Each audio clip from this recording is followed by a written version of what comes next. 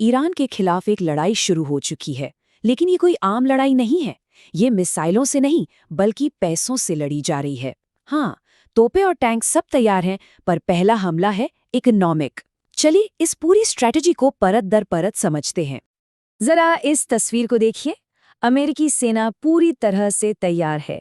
फारस की खाड़ी में USS Abraham Lincoln carrier group तैनात है और सऊदी अरब से लेकर जिबूती तक हर अमेरिकी बेस हाई अलर्ट पर है।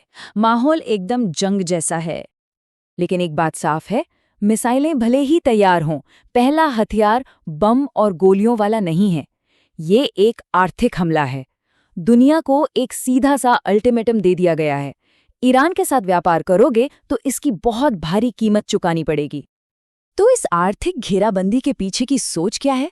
अमेरिकी स्टेट डिपार्टमेंट का लॉजिक एकदम सीधा और साफ है और इसे समझना बहुत जरूरी है। उनका मानना है कि ईरान का तेल ही उसके आतंक का असली ईंधन है। अब ईरान अपने तेल की कमाई का इस्तेमाल दो बहुत खतरनाक कामों के लिए करता है। पहला, हमास और हिजबुल्लाह जैसे प्रॉक्सी गुटों को फंड करना। ये वो संगठन है जो ईरान के इशारे पर दूसरे देशों में लड़ते हैं। और दूसरा, उसी पैसे से अपने ही लोगों की आवाज को दबाना और कुचलना। तो इस पूरी स्ट्रैटेजी का मकसद है ईरान की इसी पैसे की नस को काट देना। धमकी ये है कि जो भी देश तेहरान के साथ बिजनेस करेगा, उस पर भारी भरकम टैरिफ लगा दिए जाएंगे। मतलब ईरान को उसके विदेशी मिशन और घरेलू दमन दोनों के लिए पूरी तरह से कंगाल कर देना। तो अगर इस पैसे की सप्लाई को रोकना है, तो पहले ये समझना होगा कि ये पैसा आ कहाँ से रहा है। चलिए अब जरा जासूसी करते हैं और इस घेराबंदी के पीछे के आंकड़ों को देखते हैं, क्योंकि आंकड़े वो कभी झूठ नहीं बोलते। सवाल तो एकदम सीधा है, लेकिन जवाब थोड़ा टेढ़ा है। आखिरकार इन आयातुल्लाहों की तिजोरी भर कौन रहा है? डेटा में कुछ नाम ऐसे हैं जो सच में चौंका देते हैं। ये अक्टूबर 2025 के आंकड़े देखिए। लिस्ट में सबसे ऊपर कौन है? चीन, पूरे $14.5 बिलियन के साथ। उसके बाद इराक, यूएई और तुर्की जैसे पड़ोसी देश हैं। वैसे इस लिस्ट में अफगानिस्तान का नाम देखना भी काफी हैरान करने वाला है ना? लेकिन इन सभी नंबरों के बीच एक आंकड़ा है जो पूरी कहानी को पलट कर रख देता है। वो है 90%।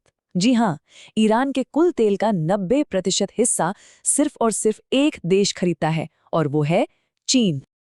अब इसका मतलब क्या निकलता है? मतलब साफ है, अगर ईरान की अर्थव्यवस्था को घुटनों पर लाना है तो निशाना चीन पर लगाना होगा। पर यहाँ एक बहुत बड़ा सवाल खड़ा होता है, क्या अमेरिका इस ड्रैगन से सीधी आर्थिक टक्कर लेने का जोखिम उठा भी सकता है? और बस यहीं आकर पूरा खेल पलट जाता है, क्योंकि चीन इस शतरंज की बिसात पर कोई छोटा मोटा प्यादा नहीं है। उसके पास अपने तुरुप के इक्के हैं और वो उन्हें चलने से बिल्कुल नहीं हिचकिचाएगा। ये दो इकोनॉमिक सुपर पावर्स के बीच एक हाई स्टेक्स गेम है। एक तरफ है अमेरिका का टैरिफ वाला दबाव, तो दूसरी तरफ चीन के हाथ में है रेयर अर्थ मिनरल्स का ब्रह्मास्त्र। सोचिए, ग्लोबल इकोनॉमी के कितने ही स्विच चीन के हाथ में हैं। वो उन खास खनिजों और मैग्नेट की सप्लाई को कंट्रोल करता है जो अमेरिकी टेक्नोलॉजी के लिए, मतलब माइक्रोचिप्स से लेकर बैटरी तक, हर चीज के लिए जरूरी हैं। तो बीजिंग का मैसेज एकदम क्लियर है, तुम हमारी बाह मरोड़ोगे तो हम तुम्हारी सप्लाई चेन ही तोड़ देंगे। तो एक तरफ तो ये शह और मात का खेल चल रहा है, लेकिन इस खुले टकराव के शोर के पीछे कुछ बहुत ही हैरान करने वाला हो रहा है। पर्दे के पीछे खुफिया बातचीत के दरवाजे खुल रहे हैं। इन्हें आप ब्रिज या पुल कह सकते हैं। ये वो पुल है जो अमेरिका और ईरान के बीच इस बढ़ते तनाव को एक खुली जंग में बदलने से रोके हुए हैं। और इस मामले में दो देश सबसे अहम बिचौलिए बनकर सामने आए हैं, संयुक्त अरब अमीरात यानी यूएई और कतर। क्यों? क्योंकि इनके रिश्ते वॉशिंगटन से भी गहरे हैं और तेहरान से भी। यही वो देश हैं जो दोनों दुश्मनों के बीच कम्युनिकेशन की लाइनें खुली रखे हुए हैं। तो अब सवाल उठता है कि इस पूरी घेराबंदी का, इस तनाव का और इन खुफिया मुलाकातों का आखिरी मकसद क्या है? अमेरिका ईरान में चाहता क्या है? और यही इस पूरी कहानी का सबसे बड़ा दांव है। देखिए, दो रास्ते थे। पहला, सीधा अपनी फौज भेजकर ईरान पर हमला करना, जिसे सिरे से खारिज कर दिया गया। और दूसरा रास्ता जिसे चुना गया वो था आर्थिक तौर पर ईरान का गला घोट देना। अब ये पूरा दांव सिर्फ एक उम्मीद पर टिका है। उम्मीद ये है कि जब अर्थव्यवस्था पूरी तरह से चरमरा जाएगी तो ईरान के लोग खुद ही अपनी सरकार के खिलाफ सड़कों पर उतर आएंगे। वो खुद ही वो सैनिक बन जाएंगे जो इस शासन को अंदर से उखाड़ फेंकेंगे। लेकिन ये एक बहुत बहुत ही खतरनाक दाव है। ये मत भूलिए कि ईरानी शासन दशकों से ऐसे प्रतिबंध झेलता आया है। वो इतनी आसानी से हार मानने वालों में से नहीं है। वो बिना लड़े सरेंडर नहीं करेगा।